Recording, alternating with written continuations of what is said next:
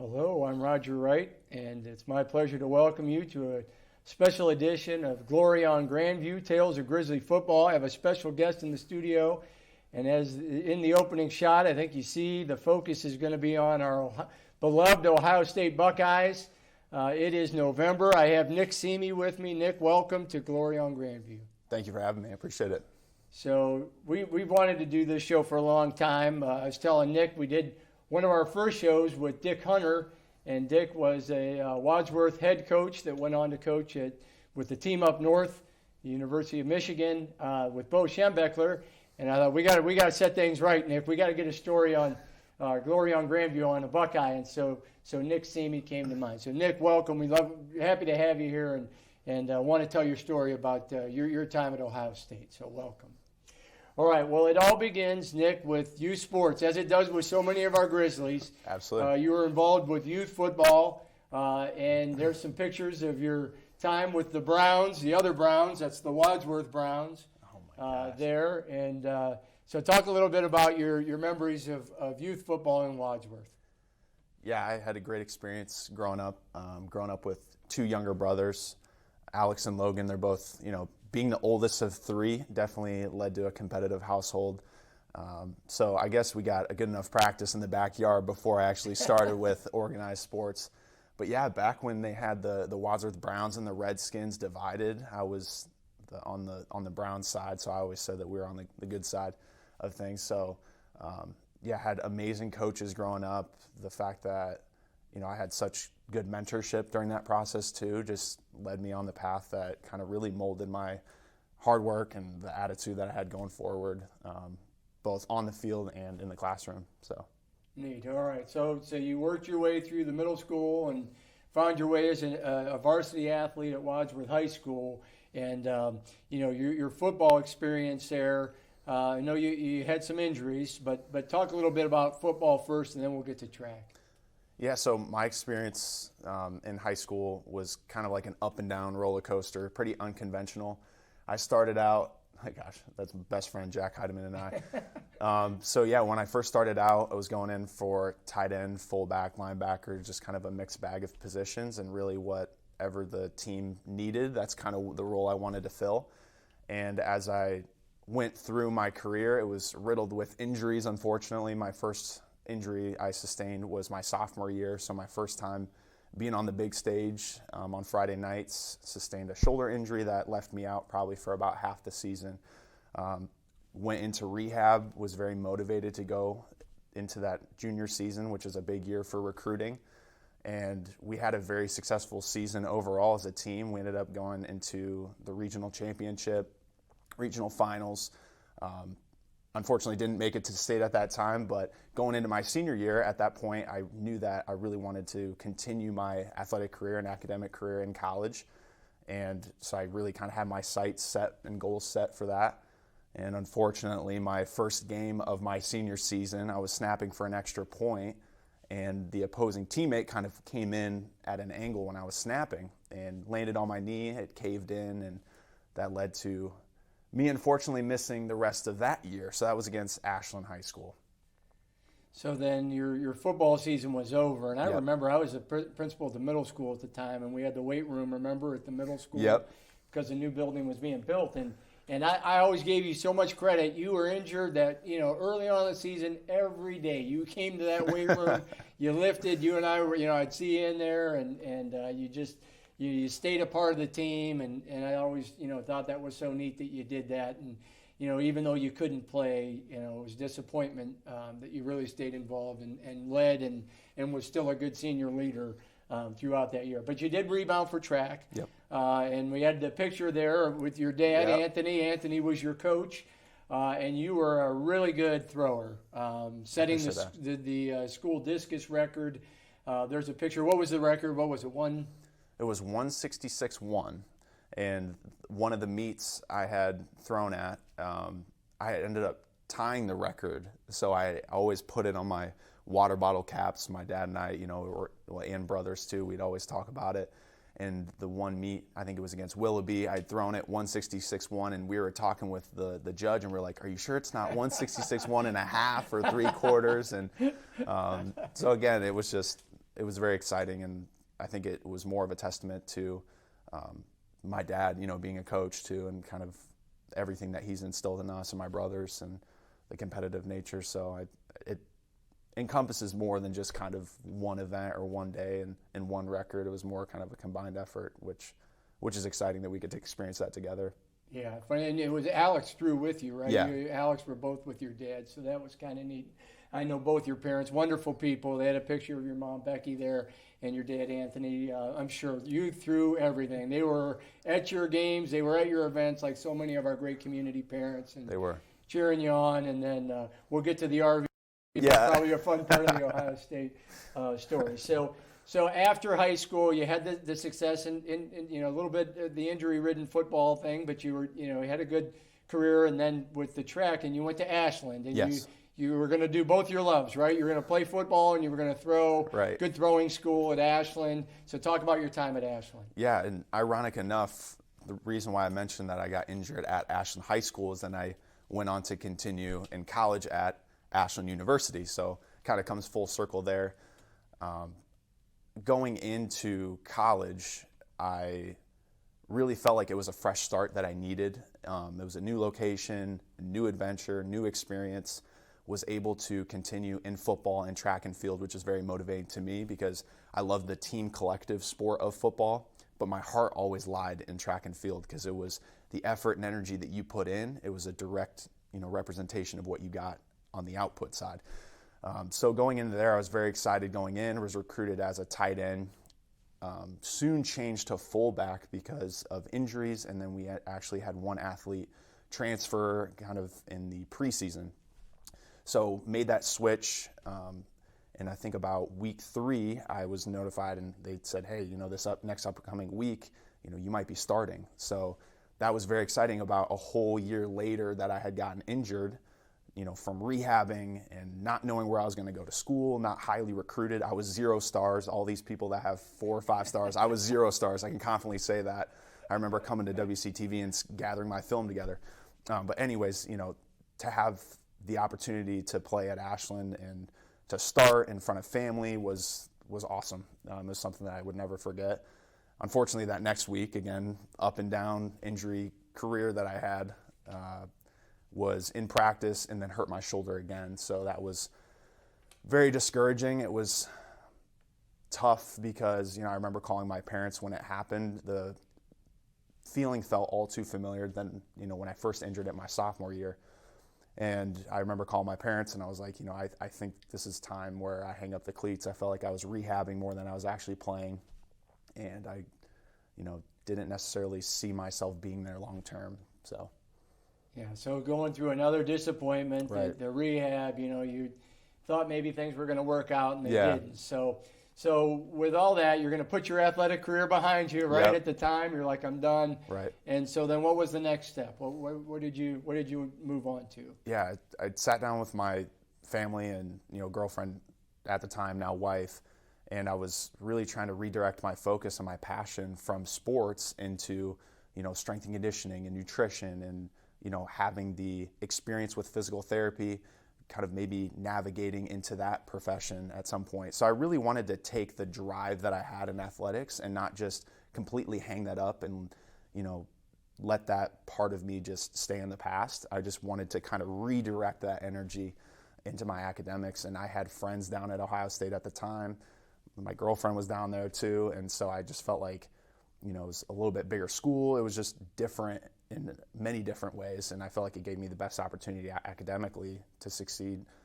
So I decided to transfer down there, but in no way, shape, or form was I thinking about sports. I was thinking about everything but that, just trying to redefine myself as not a student athlete, but a student first and only. So I think that was a transition that was tough at first, but I found it over time, being able to be around friends and girlfriend to help make that transition a little bit easier. All right, so as it happens many times in life, twists and turns, right? So you go down to Columbus and Yep. you're being the great student, and you got all that energy still that you always had, right? Yeah. Sure, you were working out, Yep. and then what happened? The body started feeling good. Yep. You started feeling strong. The shoulder, the knee, everything started clicking right after the surgeries, and there was a notice of an open tryout on campus. How did this happen? What took place here? So I had been training the entire time. Like I said, took up the passions of strength and conditioning, nutrition, used previous programs that I had at Ashland University, and I found one, I think, right around the season of 2016. So Ohio State was finishing up with the Orange Bowl, I believe, and they just got beat against Clemson. I had been training the entire time the last couple years. I think I was now a junior going into my senior year, and I found this Clemson program online, and I was like, that's interesting. You know, it's something that I can learn from, but also, you know, apply to my own body and go through. And as I went through that, I had a roommate of mine, shout out to Tim, he mentioned to me, he's like, hey, I've seen how you're training. I've got notice of this tryout. You should, you know, funnel it and tailor it to that. So I didn't really tell anyone about the tryout, a little bit more to myself with that. And so I told my parents and I told my girlfriend, and I was like, you know, this might be an opportunity for me to close a chapter that, you know, I felt was still kind of raw and open. Like sitting at Ohio State games, it was tough because I would see a lot of athletes that I might have played against in high school. And not that I felt like I could be on that stage, but it was something I always had that what if. And so I went into the experience and the walk-on tryout with the mindset of, if this works out for me, great. I put everything I've had into this, and I, you know, if they say no, I can close that chapter and move on, knowing that I did everything. But if it worked out, like, I didn't know what that meant. So I just was like, you know, it didn't really seem real. So I kind of went into the tryout with not necessarily the mindset of like, yeah, I'm going to make it. And I didn't really want to tell people because I know how that looks from the outside looking in. You know, I didn't want to say, yeah, I'm going to be walking on, and then I don't make it. Like that kind of makes me, I don't know, look a certain type of way. But, you know, I kind of wanted to keep to myself. All right, so you made it. Yeah, I did. mean, it's crazy, right? I know. mean, everything. They working your way back, and you know, and just that. I think it's kind of cool too that you just thought, yeah, I still got this unfinished business in my mind, right? You still wanted to play the greatest game on earth, right? You thought, I still want to do this and give it a shot, and you made it. So I remember hearing that. I was, you know, so happy, like, wow, how cool that Nick is going to be a member of the Ohio State football team. So talk a little bit about that. What was it like starting off in the program? Urban Meyer, one of the top programs every year in the United States. I mean, in college football. You said it yourself. You weren't a five-star athlete. No. You were a very good high school athlete. I enjoyed watching you play, but never in my wildest dreams when you were in high school did I think, you know, and I say that out of all respect, because you turned yourself into an athlete that could compete at that level. So what was that like, Nick? Go ahead, talk about the starting at Ohio State. It was very surreal when I first got onto the team and was told, you know, you have to report on Monday morning for 6 a.m. walk-on workouts, and so I was like, oh my gosh, this is where I don't know what I got myself into at that point. So there was a group of us that was about 8 or 9 at the time that had made the walk-on tryout. So we are going through it together. We created a message group or direct message, and we're like, hey, you know, what does this mean? You know, we were kind of keeping each other accountable. And when we first get on the team, or when you first get on the team, you're not necessarily a part of the entire group. So I wasn't training next to, you know, your JT Barretts and the rest of the defensive line. I was off to the side, and we were on the turf, and we were just kind of going through body weight workouts, and they're really just trying to break you. They have a strength and conditioning graduate assistant who has you out there just running you up and down, and really kind of instilling you like, hey, is this what you want to do? So there's levels to earning the respect on the team. So first it was, you know, when I joined in the winter of 2017, it was, okay, I had to prove myself in the weight room. And then it was, you know, prove yourself in the weight room, but then within the whole group of guys. And so my mindset was kind of keeping my head down, wasn't going to talk a whole lot. I was going to be kind of more so about my actions than my words, because if I said, yeah, I was this kind of high school player and I went to Ashland, you know, none of that mattered at that point. It was just something where, you know, I had to be 22 years old to have that maturity, not only my body, but mentally, to have any kind of shot through those, you know, tough 8 to 12 weeks. And then once spring ball came around, I knew that was probably the most opportune time to show what I had athletically and for football. So, training was awesome. It was very familiar to me, and I loved that winter period. But then when it was time to put the pads on, it really got real. So I was going into it as a defensive lineman, and when I first got told I was going to be on the defensive line, I was like, are you sure? Like, did you see someone else's name and accidentally write it on mine? Because at the time I was about 235 pounds, and so of course they've got elite training staff. They have elite nutritionists, so they're having me on this diet plan. I'm gaining like 15, 20 pounds. Like, I'm moving as fast as I've ever had. So I felt great, and so I was going through trying to learn the playbook, and being a part of the defensive line and what Coach Larry Johnson has created. It didn't matter if I was a walk-on or if I was, Nick Bosa or some of these other guys. It was, you're a part of this room. We hold you to an elite standard, and then everyone has to play at that standard, or whatever version of that is for you. So it was comforting at that point to know that I was amongst a group of guys that wasn't judgmental of me or, viewing me from the outside. They definitely brought me in with open arms. But it was very, very nerve-wracking because I was undersized. I didn't have a lot of experience at the position a whole lot. So I think it was something where I just tried to let my hard work show through, and spring ball was kind of the time where I felt like I kind of made my mark on the team and was able to, shed my black stripe. That's kind of like your rite of passage. Every new member of the Buckeye team has a black stripe on their helmet. When you get that removed, it's like, all right, you're a part of the family. So after that point, I felt like, okay, I've made my mark, and just I wanted to kind of continue that trajectory while I was a part of the team. That's neat. You mentioned Larry Johnson, considered one of the best defensive line coaches, assistant coaches in America. Right. Really, and the attitude towards you was, you're in our group. There's Nick Bosa and all the 5 stars and All-Americans, and walk-ons in here too, and everybody. The bar was set the same, right? Bar was set. Huh. Yeah. Very neat. And then, I get the question a lot of, how was Coach Meyer? And the best way that I could put it was, every single day that you were in the facility, it was 4th and 1. You had to have that laser focus, attention to detail, that intensity and effort constantly. And he did an amazing job of every single individual that was a part of the program. They were the best at what they did. And so, you're surrounded by the best receptionist or director of player personnel, or nutritionists, like I said, training staff, strength and conditioning coaches, positioning coaches. So when you're surrounded by that elite culture, it's like you have no other choice. And so, the fact that he's able to, create that culture and lead from the front and see that, from a bird's eye view and have that vision, you don't necessarily know what it means maybe on a day in or day out basis, because it is intense, but it worked. So definitely something that, I've taken with me now. Some of your best experiences. What are some of your best memories that you're going to take from Columbus? So I would say the first one being, when I was trying to walk on, I would, I don't know if give myself motivation is the right word. I had a lot of motivation going into it. I would walk to the end of the tunnel outside of the stadium, right outside the gate where the players would come out, and I would sit there and close my eyes at like 10 or 11 at night, and I would think like, what would it feel like to walk out and run out in the stadium? And the first time that we had, I think it was against Oklahoma. I think it was the second or third game. It was a night game, huge build-up. We're both highly ranked.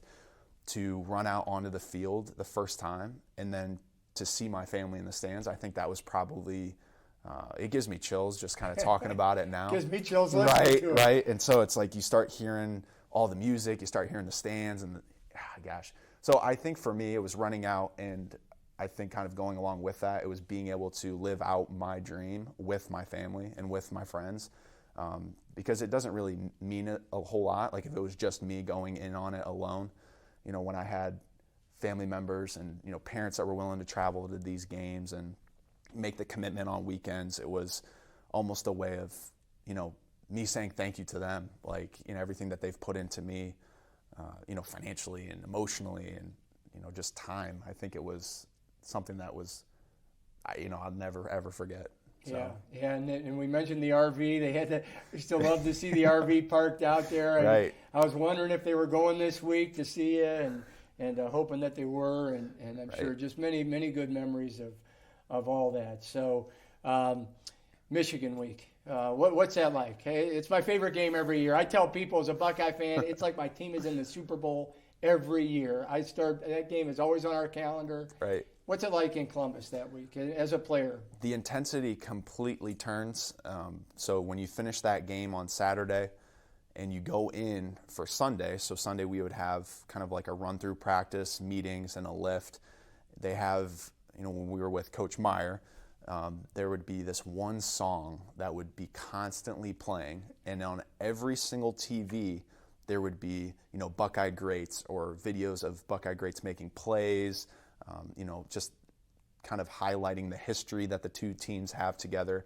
So I think there's always a lot of respect for the rivalry and how much weight it has in college sports. So I think, that goes without being said, but I think it was definitely something where you kind of took the intensity meter and you're like, all right, it has to go at a different level. And another kind of interesting thing too is they would go all out for it. So there would be player jerseys everywhere that you'd be passing. There might be some comments in the media that the other team would be, saying about Ohio State. Those are being up there, and they would even have the scout team players. They would have blue tape.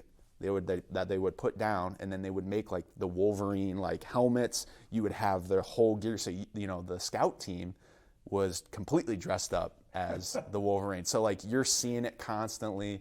So I mean, it was something that they would pump in crowd noise, and they're definitely trying to get you ready for that level. And so they were just trying to replicate it any way that they could in the Woody. So how about like that game day? Like what's it like waking up on that game day? It's different. The players and coaches that tell you it's not, they'll say, oh, it's like any other game. I wasn't a huge contributor in the actual game itself, but you can feel it. You can feel that the atmosphere is different. You can feel that the coaching attitude is different. There's a whole lot more than just the record of winning that game. It was, creating that tally of how many times you've beat the team up north. And that was another thing too, is, you might have noticed I haven't said, U of M or something like that. I've always instilled it in me that it was the team up north. So TTUN is how you'd always see it. So, like I said, I mean, a lot of respect for the rivalry itself. I'm not one to, hate or anything like that, but it was definitely like, yeah, there's another level to this. Yeah, well, you say you weren't a big contributor in that game, maybe, but I'll tell you got on the field, man. Yeah. It was so cool because I thought, oh, he made the team. That's wonderful, Yeah. Awesome. I thought they got all these blue chippers.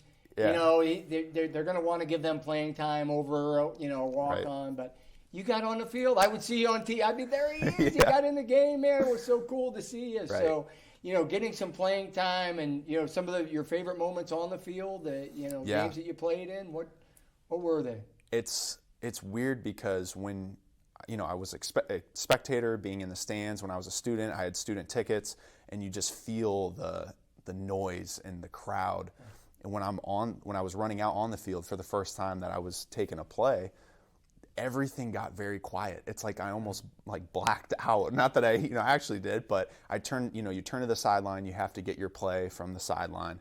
And I remember looking at the sideline, and I just kind of like looked, and I was just like, didn't really register what they were telling me. They could have been showing me whatever kind of play, but I just, knew that I had to kind of put my hand in the dirt and was lining up the correct way. So I was just focusing on not messing up. So that just kind of goes to my inexperience of playing at that level. But no, it was incredible. There was a few games. I think Maryland was the game that I probably had played the most. And then I think Michigan State, Illinois, and then I think a few others maybe had some kind of special teams coverage. But yeah, I was put in that position, from Coach Johnson, and again, the rest of the defensive linemen in that room, because some other walk-ons didn't necessarily get that experience to where that they were kind of groomed for that. And Coach Johnson would always tell me, keep doing what you're doing, and that day will come. So I would be lying if I told you that there would be days where I'm sitting there as a scout team player, sitting there during camp, and I'm like, I was going through it physically and emotionally, and being away from family, but it was all for something in the end. And to have it kind of come full circle with the experiences that I've had in high school and at Ashland, it was something that I feel very fulfilled and at peace with. So yeah, very neat. And to be on that field and to have those experiences. And you said Larry Johnson and Urban Meyer, when you're done there, they still kind of keep in touch, and they help you and support you. Yeah. And I can just tell in talking to you so many lessons that you learn there going through that experience. And I think, you know, it says volumes about you and what you did to make the most of that experience when you had it. You worked your way onto that field, and that's really awesome. So, what are you doing now? What's up for Nick Seme now? Yeah, I had the opportunity after I was done at Ohio State. I just had 1 year of eligibility. I did a strength and conditioning internship with my mindset of doing and becoming a physical therapist and having that strength and conditioning background to kind of bridge that gap from some athletes having the traditional rehab but a little bit more sport performance based. And then I also went through pro day as well and had some opportunities to do long snapping with the Cincinnati Bengals and Cleveland Browns. So that was kind of something that kind of capped my athletic career at that point. I didn't receive any more calls, but, you know, a kid from Wadsworth, Ohio, wasn't expecting a whole lot, you know, a whole year and a half before when I was trying out. So, again, everything was surreal and extremely memorable. So as I went through that, didn't necessarily receive any more calls professionally, knew I wanted to become a physical therapist. So I went to the University of Dayton, and I can't believe that's already been 3 years ago, but just graduated DPT school from there.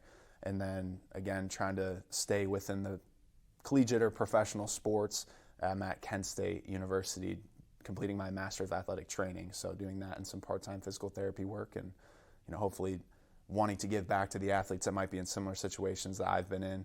Kind of had certain cards dealt to them. They might have thought, like, my athletic career is over, but you know, kind of hope to kind of give that forward to those in the future. And you mentioned her several times. That special girl that became your wife, yes. Right? Recently married. So. Yep, Emily. Gosh, we were high school sweethearts, so we started dating senior year of high school. She's been there for me the entire time, through Ashland, through injuries, through ups and downs at Ohio State, through my walk-on experience. So that's the people that I do it for right there. So the fact that, you know, we were able to just get married, we couldn't be happier with where we're at. We just recently moved up to North Royalton, Ohio, but we never forget our roots here in Wadsworth. We both have family here and rooted here for the future. So, yeah, I mean, very, very happy with kind of where we're at today and where we're going. All right. Well, Nick, we got to wrap it up, but want to thank you. It's an incredible story. It's an awesome story. Thank you for telling us and sharing it with our community. But I know where you and I are going to be that last Saturday in November. Right. We're going to be glued to the television to watch the greatest rivalry in sports and our favorite college team, the Ohio State Buckeyes. So thank you, my friend. Thank you. I appreciate it. All right.